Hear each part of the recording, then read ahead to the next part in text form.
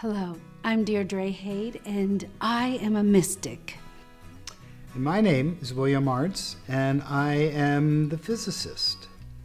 Welcome to The Mystic and the Physicist, Where science and spirituality meet. Today we're going to talk about reincarnation. You know how people are now talking a lot about past lives? What happens in reincarnation, simply put, is that the energy of who you are, the thing that makes you animated and walk and talk and sing, that you part, it leaves the physical matter and it goes into an alternative reality. We call this reality light, we call it heaven.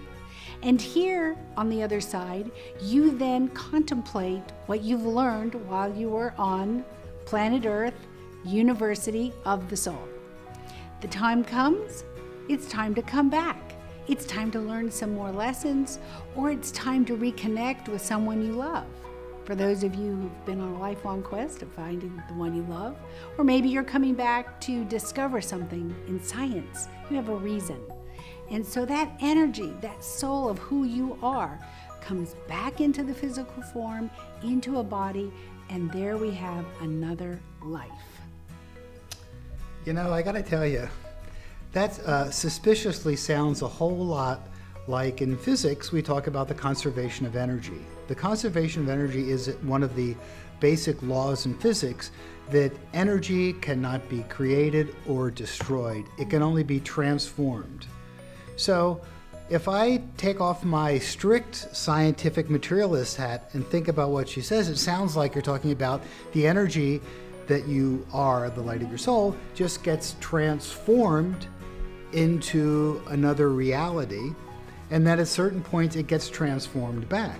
Just in the physical world, the law of the conservation of energy is you can take energy, you can transform it from kinetic energy to potential energy, you could transform it from one thing to another, you can transform energy into mass and mass into energy, E equals mc squared, but you cannot destroy it.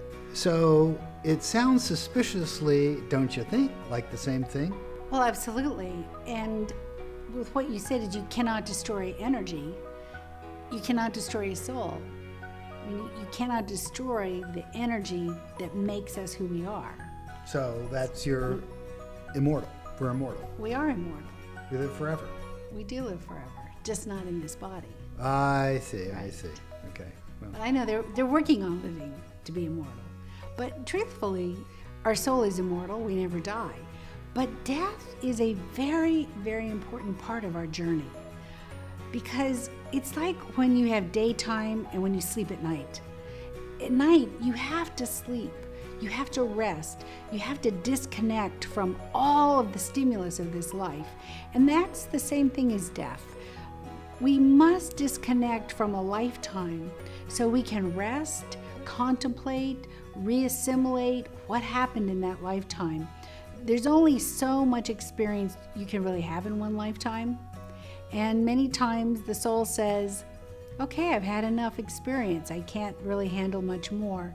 It's time for me to go to sleep, cogitate on this, rest, and then come back.